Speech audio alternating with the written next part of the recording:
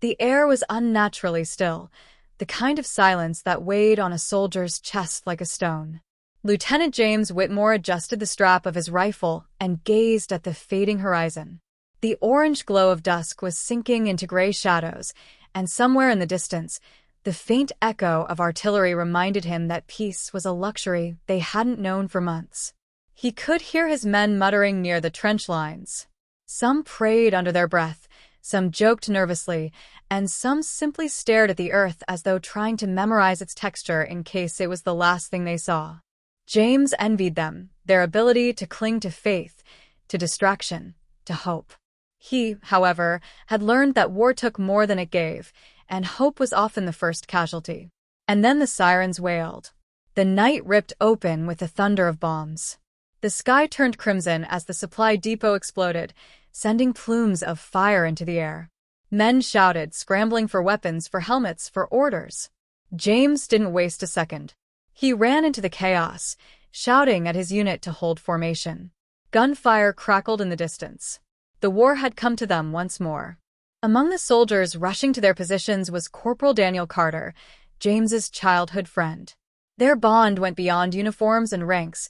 They had grown up on the same quiet English street, shared food, secrets, and laughter. When the draft came, fate had bound them together again, this time in the uniform of war. "James," Daniel yelled, gripping his rifle. "Eastern Trench is crumbling. If we don't reinforce, they'll cut through." James looked at him, eyes sharp. Daniel was grinning. He always did in moments like this, as though danger itself was an inside joke. "Don't worry, brother," Daniel added, his voice almost drowned by the barrage. "If we fall together." That single sentence struck deep. James nodded, his resolve hardening. He raised his rifle, signaling the men forward.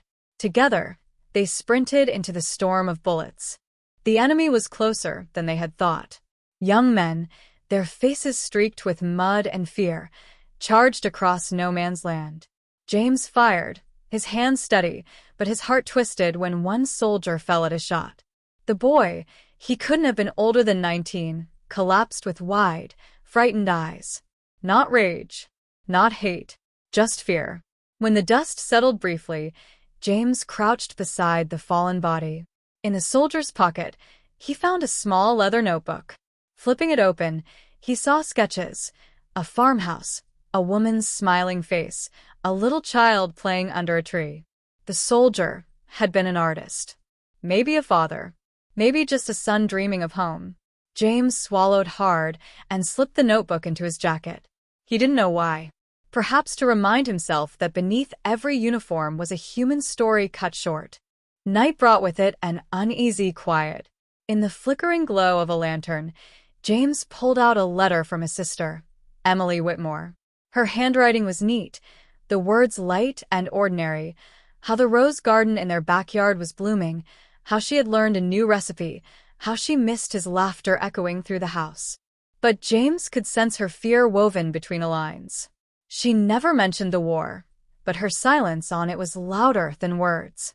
He wrote back, choosing his words carefully. "Don't worry, Emily. The war will end soon. We'll sit in the garden together again." As he sealed the envelope, he wondered if he was lying, not to her, but to himself. Weeks bled into each other. Supplies dwindled.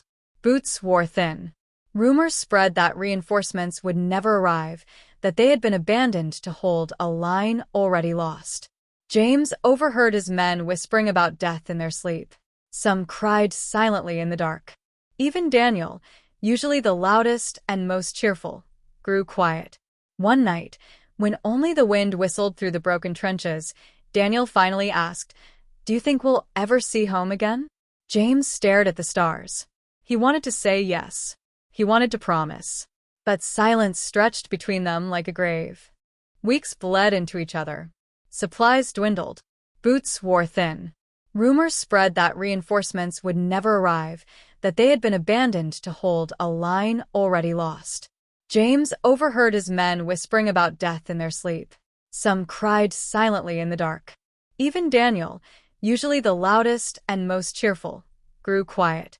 One night, When only the wind whistled through the broken trenches, Daniel finally asked, "Do you think we'll ever see home again?" James stared at the stars. He wanted to say yes. He wanted to promise. But silence stretched between them like a grave. That night, when the battlefield finally quieted for a brief and fragile moment, Lieutenant James Whitmore sat alone in the flickering glow of a lantern stub. The trenches around him still smelled of smoke and iron, and the distant horizon pulsed faintly with the red afterglow of artillery. But for the first time in hours, no bullets cut through the air, no screams pierced the night. Only the hollow silence of men too exhausted to grieve. James's hands trembled as he reached into his jacket. His fingers brushed against the leather notebook he had taken from the fallen enemy soldier, but he bypassed it. Instead, he pulled out a folded piece of paper, damp with blood that wasn't his own. The letter Daniel Carter had pressed into his palm with his last breath. James hesitated. Opening it felt like reopening the wound that had already torn his heart apart. But he owed Daniel this. His friend, his brother in all but blood, had trusted him with these words. With a deep breath, James unfolded the paper. The handwriting was hurried but steady, the ink slightly smudged. He read aloud in a whisper, his voice breaking with every word. "Mum, if you're reading this, I fought with courage. Take care of my sisters. And tell James he was not just my friend. He was my brother." James's throat tightened. The words blurred as tears welled in his eyes, spilling onto the page and mingling with the dried blood. He pressed the letter against his chest, as though by holding it closer, he could somehow bring Daniel back. For years they had grown up together, running through English fields, playing football on muddy afternoons, stealing apples from the village orchard. Daniel had been the loud one, the brave one, always laughing, always making others believe there was nothing to fear. And now, that voice was silent forever. James folded the letter slowly, carefully, as though the very paper were sacred. He placed it back inside his jacket, alongside the enemy's notebook filled with sketches of a family he would never meet. Two fragile objects, yet they carried more weight than any weapon he had ever held. One was a message of love from a brother lost. The other, a glimpse into the soul of a stranger whose life had been stolen by war. Both were reminders of what war truly was, not glory, not victory, but loss, irreversible, unrelenting loss. James sat in the silence, his shoulders heavy, listening to the faint echoes of distant guns. Around him, soldiers shifted in restless sleep, but he could not close his eyes. Every beat of his heart seemed to whisper Daniel's last words. He was my brother. And so he vowed, in the darkness of that scarred battlefield, that no matter how long he lived, be it days or hours, he would carry both the letter and the notebook close to his heart. For in them lived the echoes of friendship, of humanity, and of everything the war had stolen away. Days later, as dawn broke over the ravaged horizon, the enemy launched their largest offensive. The air trembled with the thunder of artillery, and the earth beneath the trenches quivered as though even the soil wished to retreat from the violence. Smoke rolled across the landscape, shrouding the battlefield in a ghostly haze. Lieutenant James Whitmore stood tall amidst the chaos, his uniform tattered, his eyes hollow but burning with unyielding fire. They were outnumbered. They were outgunned. And they knew it. Yet he and his remaining men braced themselves for the inevitable storm with the grim dignity of soldiers who understood that survival was no longer their purpose. Holding the line was. When the whistles of the enemy officers cut through the roar of artillery, James's heart pounded in rhythm with the charge that followed. Enemy troops surged forward in waves, bayonets glinting, rifles firing relentlessly. The battlefield erupted into a cacophony of screams, explosions, and gunfire. "Hold your ground," James shouted, his voice hoarse but commanding. His men rose from the trenches, firing with every ounce of strength they had left. The ground shook as mortars struck, flinging soil and bodies into the air. The acrid stench of gunpowder and burning flesh choked the lungs of those still breathing. James led from the front, charging into the fray. Bullets sliced past him, one grazing his arm, another tearing into the earth at his feet. Yet he pressed on, his rifle barking fire with grim precision. Each pull of the trigger was driven not just by duty, but by memory. He remembered Daniel's laughter, the sound that once made nights in the trench bearable. He remembered Emily's letters, each one filled with the warmth of home, a fragile tether pulling him back from despair. And he remembered the artist's sketches in the worn notebook, a stranger's dreams of peace and family. Each memory fueled his defiance, each face reminding him of what he fought for, of why surrender was unthinkable. The enemy surged relentlessly. For every soldier they felled, two more seemed to rise in his place. James's comrades dropped one by one, their cries lost to the thunder of war. Private Collins, who had spoken often of returning to his wife, Sergeant Davies, who carried a locket with his child's photograph, they all fell, swallowed by the storm. Soon only a handful of men remained, bloodied and exhausted, their bayonets slick, their ammunition nearly gone. "Keep fighting," James roared, though his own voice trembled with pain. His side burned where shrapnel had torn through him, blood soaking his uniform. Each breath was a battle, each movement a rebellion against the darkness closing in. Yet still he pressed forward. The clash descended into chaos. Smoke blinded him, his ears rang with the unending chorus of war, and his limbs grew heavy as though the earth itself was trying to pull him down. But his spirit refused to bend. He fired until his rifle jammed, then drew his sidearm. When bullets ran out, he swung his bayonet with desperate strength, carving through the enemy until his arms shook with exhaustion. The world narrowed into moments, the taste of iron in his mouth, the roar of men around him, the sting of blood in his eyes. Somewhere in the blur, he thought he heard Daniel's voice, laughing as he always had, urging him not to stop. One by one, his last comrades fell, collapsing into the mud with no one left to carry them home. James found himself standing almost alone, surrounded by advancing figures, his body failing him with every step. A sharp pain lanced through his chest as a bullet struck, sending him staggering to his knees. The battlefield spun, the sky above fractured into smoke and fire. Yet even as his strength drained away, he refused to let go of the only things that still mattered. With trembling hands, he clutched his jacket close to his chest. Inside it lay Daniel's final letter and the enemy soldier's notebook.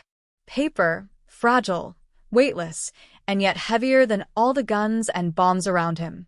To James, they were not just objects. They were proof that humanity endured even amidst the carnage. Proof that friendship, love, and memory outlived the war that sought to erase them. He collapsed to the ground, his breath shallow, his vision dimming. Around him, the clash of steel and the cries of men grew distant, muffled, as though the world itself were fading into silence. His last thought was not of fear, nor of regret, but of Emily sitting in the garden back home, perhaps writing him another letter that he would never read. He tightened his grip on the jacket, on the letters, on the notebook. They were the last fragments of his humanity, the last treasures he could protect from the war that had taken everything else.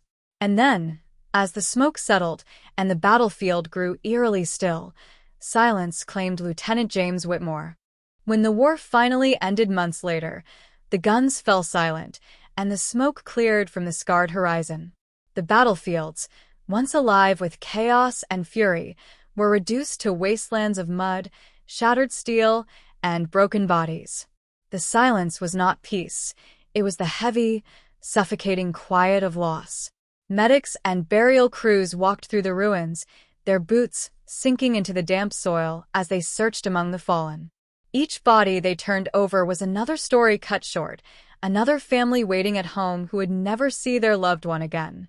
Amidst this sea of sacrifice, they came upon the still form of Lieutenant James Whitmore. He lay with his back against the earth, his uniform torn and blood-soaked, his eyes closed as if he were only sleeping.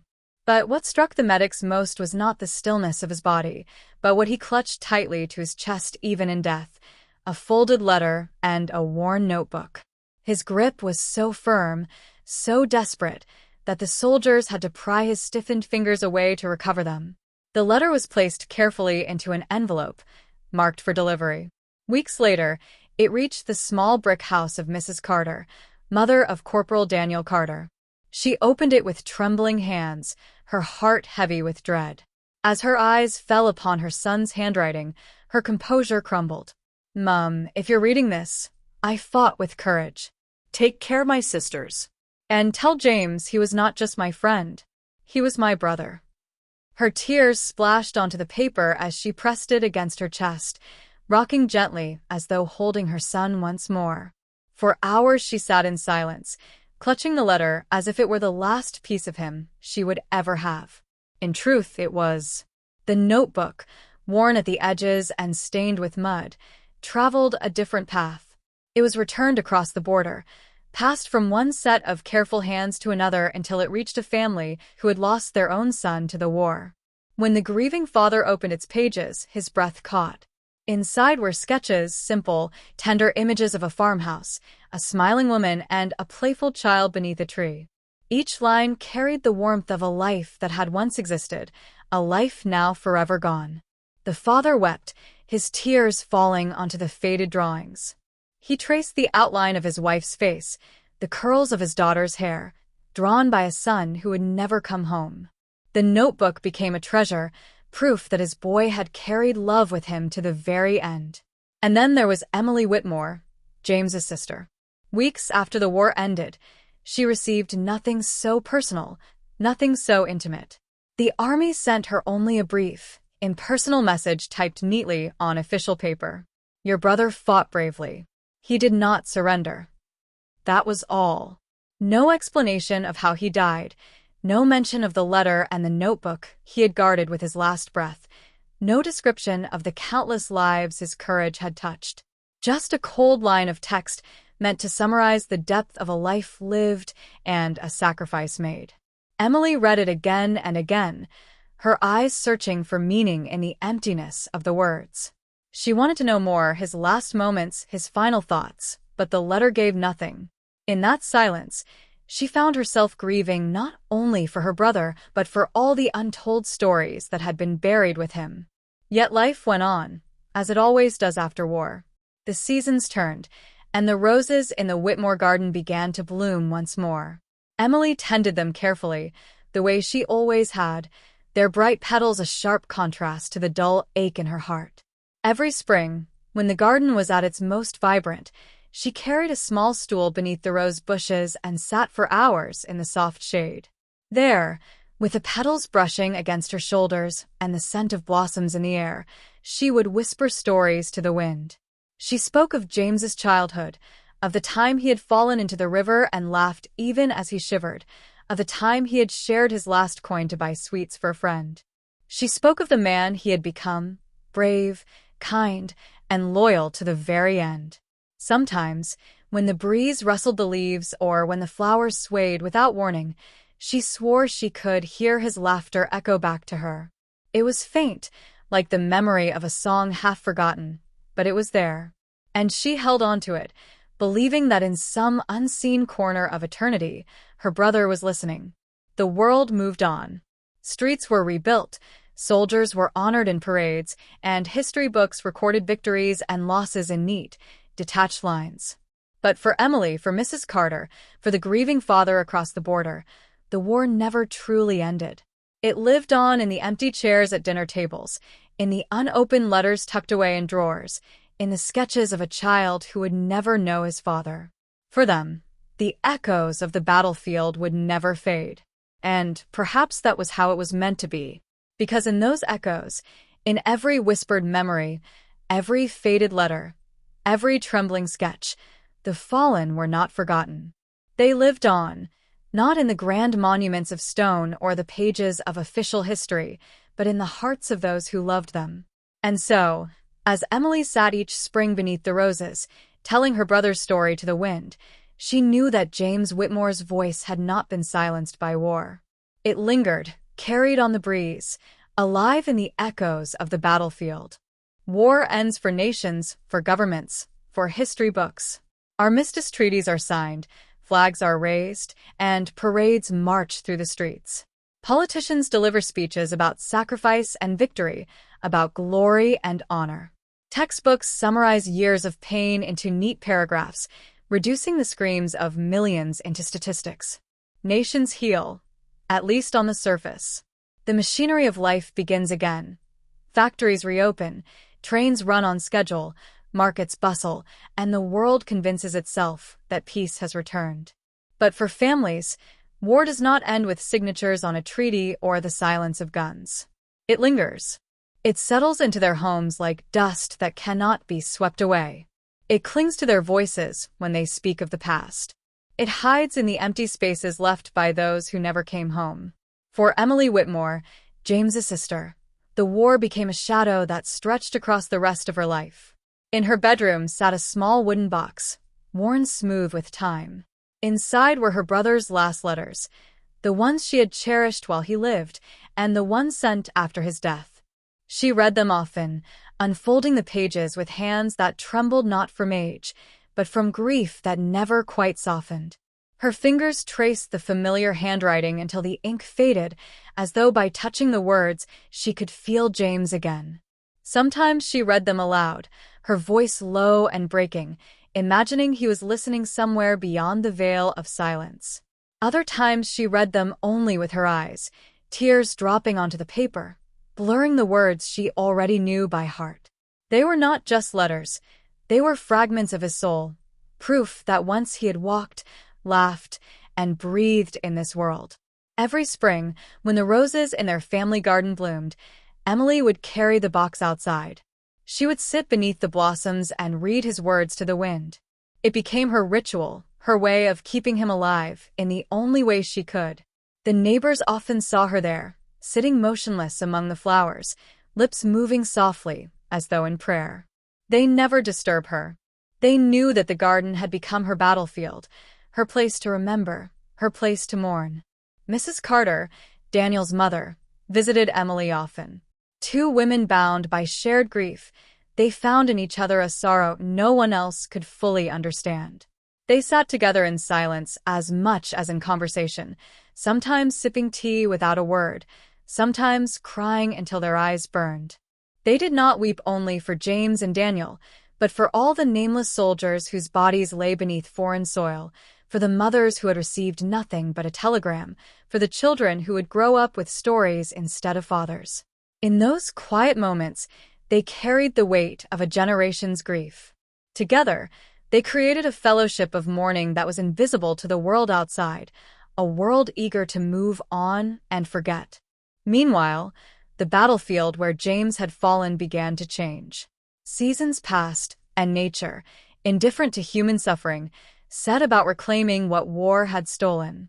Grass pushed its way through the cracked earth. Wildflowers bloomed where blood had once darkened the soil.